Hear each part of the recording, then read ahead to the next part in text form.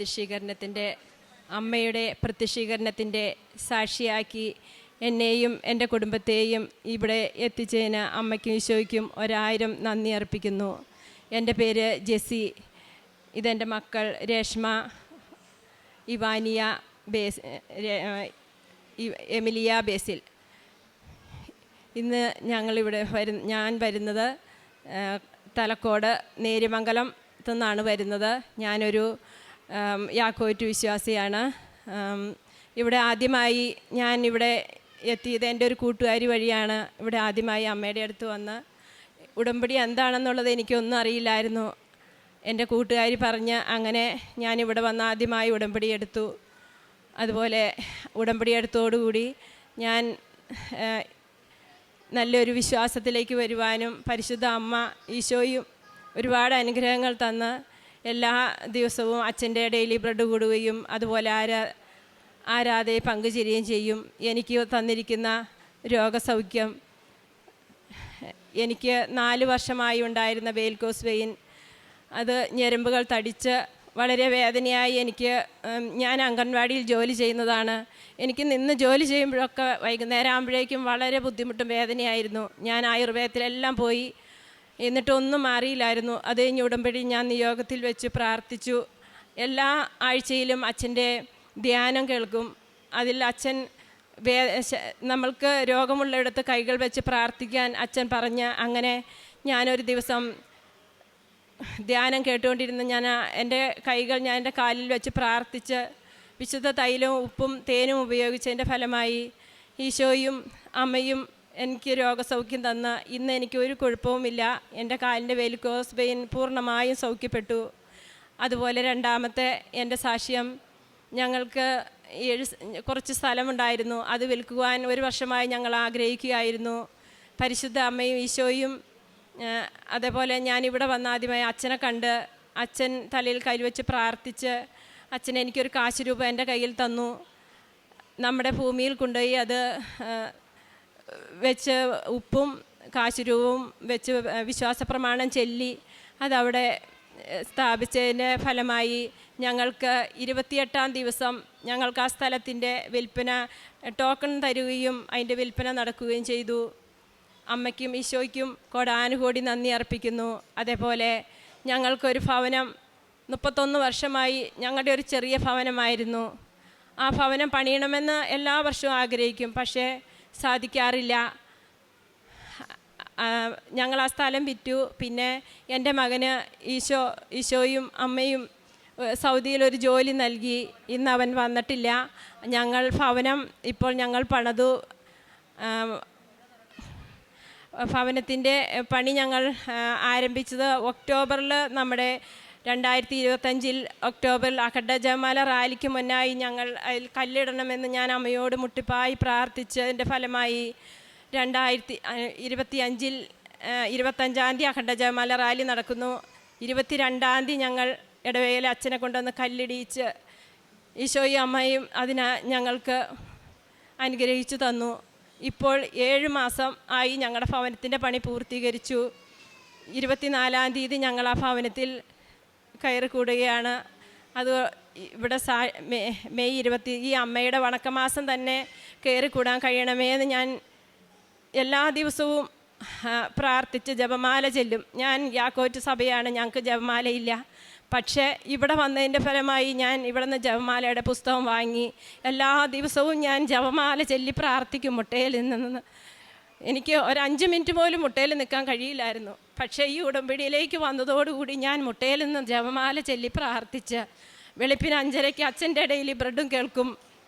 അതേപോലെ ഞാൻ മറ്റുള്ളവർക്ക് വേണ്ടി പ്രാർത്ഥിക്കുക എല്ലാം ചെയ്തതിൻ്റെ ഫലമായി ഇന്ന് ഞങ്ങൾക്ക് ഈശോയും അമ്മയും ഞങ്ങൾക്കൊരു ഭവനം, ഞങ്ങൾ സ്വപ്നം പോലും കാണാത്ത ഒരു ഭവനമാണ് ഞങ്ങൾക്കിന്ന് പരിശുദ്ധ അമ്മയും ഈശോയും 1200 സ്ക്വയർ ഫീറ്റിൻ്റെ ഒരു ഭവനം ഞങ്ങൾക്ക് ഒരുക്കി തന്നിരിക്കുകയാണ്. 24-ാം തീയതി ഞങ്ങൾ ആ ഭവനത്തിലേക്ക് കയറുന്നു. എല്ലാവരെയും പ്രാർത്ഥനയിലും ഞങ്ങൾക്ക് വേണ്ടി നിങ്ങൾ പ്രാർത്ഥിക്കണം. അടുത്തതായി എൻ്റെ മകൾക്ക് വന്നിരിക്കുന്ന രോഗസൗഖ്യത്തിൻ്റെ അവൾ പറയും.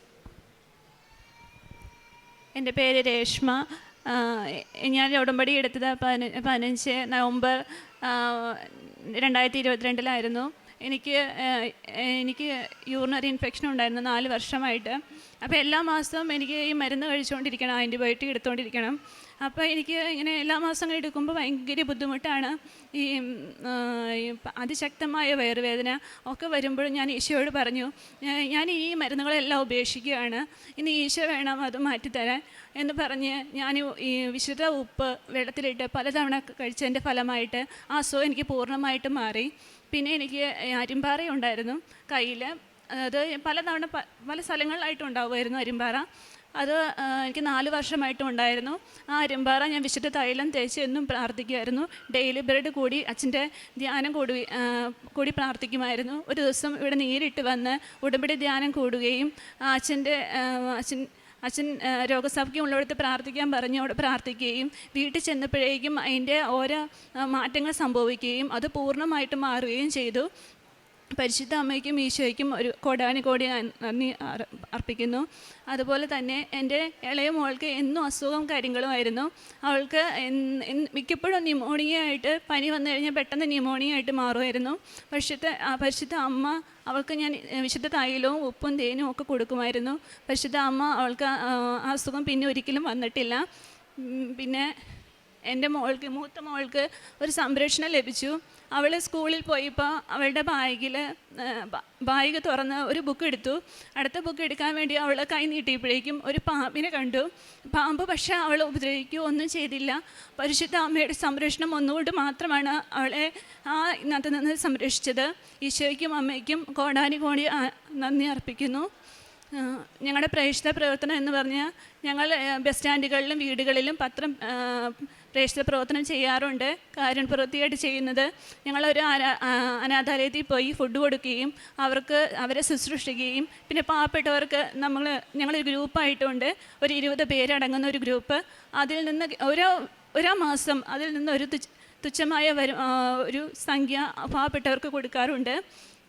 പിന്നെ ആത്മീയമായിട്ട് വളരുവാൻ കഴിഞ്ഞത് ഞങ്ങൾ കുടുംബ പ്രാർത്ഥന ഞങ്ങളിൽ എത്തിക്കാറുണ്ടായിരുന്നു. അതുപോലെ തന്നെ ഞങ്ങൾക്ക് മധ്യസ്ഥ പ്രാർത്ഥനയുള്ളായിരുന്നു. ഞങ്ങൾ യാക്കോബ വിശ്വാസിയായിരുന്നു. ജപമാല ചൊല്ലുവാനും ഒക്കെ ഞങ്ങൾക്ക് കഴിഞ്ഞു. ഈ ഉടമ്പടിയിലൂടെ വന്നപ്പോൾ തൊട്ടാണ് ഞങ്ങൾക്ക് സാധിച്ചത്. പരിശുദ്ധ അമ്മയ്ക്കും ഈശോയ്ക്കും കോടാനുകോടി നന്ദി അർപ്പിക്കുന്നു. പിന്നെ ഞങ്ങൾക്കൊരു ഞങ്ങളുടെ ഭവനത്തിൻ്റെ പണി പൂർത്തീകരിച്ചില്ലായിരുന്നു. 10 വർഷമായിരുന്നു. ആ ഭവനത്തിൻ്റെ പണി പൂർത്തീകരിക്കാൻ സാധിച്ചു. ഒരു ദിവസം ഞാൻ അച്ഛനെ എനിക്ക് സ്വപ്നത്തിൽ കാണുവാനും അച്ഛൻ എന്നോട് പറയുകയും ചെയ്തു ഈ ഭവനത്തിൻ്റെ പണി പൂർത്തീകരിക്കുമെന്ന്. ആ നിമിഷം കുറച്ച് ദിവസം കഴിഞ്ഞപ്പോൾ അതിനൊരു മാറ്റം സംഭവിക്കുകയും ഞങ്ങൾക്ക് അതിനൊരു ലോണായിട്ട് പാസ്സായി കിട്ടുകയും ചെയ്ത് ഞങ്ങൾക്കത് പൂർത്തീകരിക്കാൻ സാധിച്ചു. ഞങ്ങൾ കാരുണ്യപ്രവൃത്തിയായി ചെയ്യുന്നത് എല്ലാ മാസവും ഇവിടെ നിന്ന് ഞങ്ങൾ പത്രം കൊണ്ടുപോയി ഞങ്ങൾ ഹോസ്പിറ്റലുകളിലും ഓട്ടോറിക്ഷ സ്റ്റാൻഡിലും എല്ലാം ഞങ്ങൾ കൊടുക്കാറുണ്ട്. അതുപോലെ പല പ്രാവശ്യങ്ങളിലും ഞാൻ വിശ്വാസ പ്രമാണം ചൊല്ലി വെറുതെ ഇങ്ങനെ എല്ലാവർക്കും അങ്ങനെ കൊടുത്ത് ഞാൻ പോകില്ല. ഞാൻ പ്രാർത്ഥിക്കും, അമ്മേ ഇത് അർഹതപ്പെട്ടവരുടെ കൈകളിലേക്ക് എത്തണമേ എന്ന് പ്രാർത്ഥിച്ച് വിശ്വാസ പ്രമാണം ചൊല്ലിയാണ് ഞാൻ കൊടുക്കുന്നത്. പല പ്രാവശ്യങ്ങളിൽ എനിക്ക് ഒരു ദിവസം ഞാൻ പത്രം കൊടുത്തുകൊണ്ടിരുന്നപ്പോൾ ഒരു ചേച്ചി എന്നോട് ഞാനൊരു പത്രം കിട്ടാൻ വേണ്ടി ആഗ്രഹിക്കുകയായിരുന്നു എന്ന് എന്നോട് പറഞ്ഞു. അപ്പം ഞാൻ പറഞ്ഞു പരിശുദ്ധ അമ്മ ഇടപെട്ടായിരിക്കാം ഞാനിവിടെ എത്തിയതെന്ന് പറഞ്ഞു. അതേപോലെ ഞാൻ ഓട്ടോ സ്റ്റാൻഡിൽ പത്രം കൊടുക്കുമ്പോൾ ഒരു ഓട്ടോക്കാരൻ എന്നെ കൈകാട്ടി വിളിച്ച് എനിക്കൊരു പത്രം താട്ടെ എന്ന് പറഞ്ഞു. എനിക്കിതുവരെ പോകുവാൻ കഴിഞ്ഞിട്ടില്ല എന്നോട് പറഞ്ഞു. ഞാൻ പറഞ്ഞു എത്രയും പെട്ടെന്ന് അമ്മയോട് പ്രാർത്ഥിച്ചോ മുട്ടിപ്പായി അപ്പോൾ അവിടെ എത്തിച്ചേരുവാൻ കഴിയുമെന്ന് പറഞ്ഞു. അങ്ങനെ പിന്നെ ഞങ്ങൾ വൃത്തസ്ഥാനത്തിൽ എല്ലാ മാസവും അവരെ പോയി ഞങ്ങൾ ശുശ്രൂഷ ചെയ്യാറുണ്ട്. അതേപോലെ എനിക്ക് തയ്യലറിയാം. ആ അമ്മച്ചിമാർക്ക് വേണ്ടി ഞാൻ അവർക്ക് വേണ്ടുന്ന ഡ്രസ്സുകളെല്ലാം തയ്ച്ചു കൊടുക്കുവാനും എല്ലാം ഞാൻ ചെയ്യാറുണ്ട് അവർക്ക് വേണ്ടി. അവർ ഞങ്ങളോട് പറയും, ഞങ്ങൾ ചെല്ലുമ്പോഴേക്കും അവർക്ക് ഒരുപാട് സന്തോഷമാണ്. അതേപോലെ അവർക്ക് ഞങ്ങൾ 2 വർഷം അടുപ്പിച്ച് ഓണത്തിന് അവർക്ക് ഡ്രസ്സ് വാങ്ങിച്ചു കൊടുക്കുവാൻ ഞങ്ങൾക്ക് കഴിഞ്ഞു. ഞങ്ങൾക്കൊരു ആവേ മരിയ ഒരു ഗ്രൂപ്പുണ്ട്, 20 പേരടങ്ങുന്നതാണ്. അതേപോലെ ഞങ്ങൾ ആ ഗ്രൂപ്പിലുള്ള എല്ലാവരും കൂടി ഇപ്പോൾ ഞങ്ങൾ 3 വർഷമായി അഖണ്ഡ ജപമാല റാലിയിൽ പങ്കെടുത്ത് ഞങ്ങൾ ഒരു ട്രാവലറിന് ഞങ്ങൾ എല്ലാവരും കൂടി പോകും. ആ മക്കളെല്ലാവരും കൂടി ആണ് എല്ലാ മാസവും ഞങ്ങൾ കാരുണ്യ പ്രവൃത്തി രോഗികൾക്കാണെങ്കിൽ അർഹതപ്പെട്ടവരുടെ കൈകളിലേക്ക് എത്തുവാൻ വേണ്ടി ഞങ്ങൾക്ക് ഒരേ മാസവും ഞങ്ങൾക്ക് ഒരുക്കി തരണേ അമ്മേ എന്ന് ഞങ്ങൾ പ്രാർത്ഥിക്കും. ഇത്രയും തന്ന ഈശോയ്ക്കും അമ്മ മാതാവിനും കോടാനുകോടി നന്ദികൾ അർപ്പിക്കുന്നു. മകളെ, നിൻ്റെ വിശ്വാസം നിന്നെ സുഖപ്പെടുത്തി. സമാധാനത്തോടെ പോവുക, നിൻ്റെ വ്യാധിയിൽ നിന്ന് മോചിതയായിരിക്കുന്നു. മർക്കോസിൻ്റെ സുവിശേഷം 5-ാം അധ്യായം 34-ാം വചനമാണ്. 31 വർഷം ആയി ഉണ്ടായിരുന്ന സ്വപ്നമാണ് ഈശോയും അമ്മയും അനുഗ്രഹിച്ച് ഈ സഹോദരിക്കൊരു ഭവനം നൽകിയത്. അതുപോലെ തന്നെയാണ് മകൾ രേഷ്മയുടെ കാര്യവും. 10 വർഷമായിട്ട് വീട് പണി പൂർത്തിയാകാതെ കടന്നു. അതും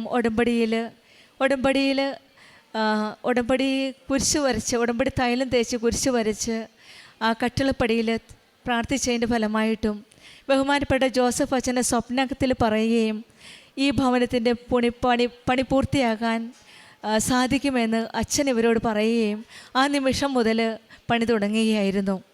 ഇവിടെയും ഉടമ്പടി മക്കളുടെ ജീവിതത്തിൽ സ്വപ്നത്തിലൂടെയും സുഗന്ധാഭിഷേകത്തിലൂടെയും ദൈവത്തിൻ്റെ സാന്നിധ്യമാണ് നമ്മളോട് ഓരോരോ സാക്ഷ്യങ്ങളിൽ വെളിപ്പെടുത്തുന്നത്.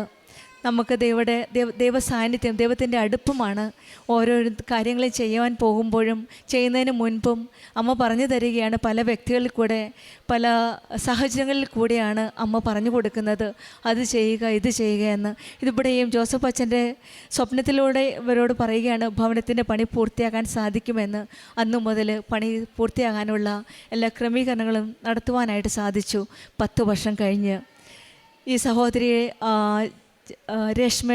ജെസ്സിയുടെ കാര്യവും 31 വർഷം കഴിഞ്ഞ് 2 കുടുംബങ്ങൾ 2 ഭവനം പൂർത്തിയാക്കാൻ സാധിച്ചു.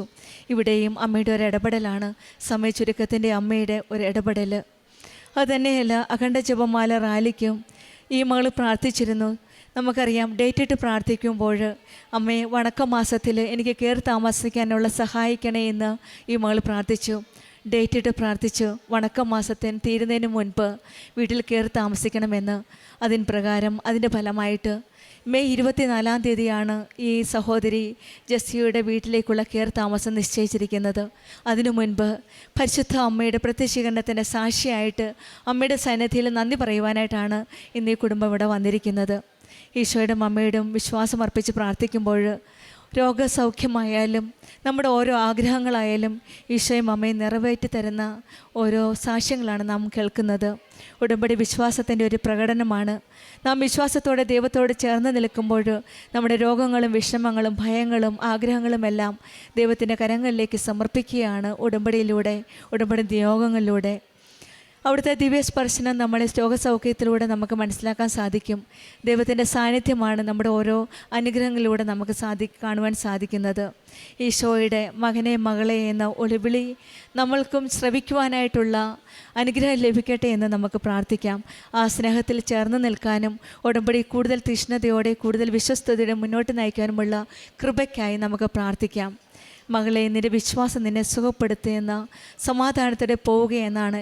ഏത് തന്നെ രോഗമായാലും ഏത് തന്നെ പ്രതിസന്ധി ആയാലും മകനെ സമാധാനത്തോടെ പോവുക എന്ന ആ ശബ്ദം ശ്രവിക്കാനുള്ള അനുഗ്രഹത്തിനായി നമുക്ക് പ്രാർത്ഥിക്കാം. ജെസ്സി ജോയ്ക്കും രേഷ്മ ബേസിനും കുടുംബത്തിന് ലഭിച്ച എല്ലാ അനുഗ്രഹങ്ങൾക്കും നമ്മൾക്ക് കരങ്ങളടിച്ച് ദൈവത്തെ മഹത്വപ്പെടുത്താം. അത്യപൂർവ ദൈവാനുഭവങ്ങൾ ഇനി നിങ്ങൾക്കും സ്വന്തം. ഈ യൂട്യൂബ് ചാനൽ ഇതുവരെ സബ്സ്ക്രൈബ് ചെയ്തിട്ടില്ലെങ്കിൽ ഇപ്പോൾ തന്നെ സബ്സ്ക്രൈബ് ചെയ്യുക. ഈ വീഡിയോ ഇപ്പോൾ തന്നെ നിങ്ങളുടെ സുഹൃത്തുക്കൾക്ക് ഷെയർ ചെയ്തുകൊണ്ട് കർത്താവിൻ്റെ പ്രേക്ഷിതരാകുക.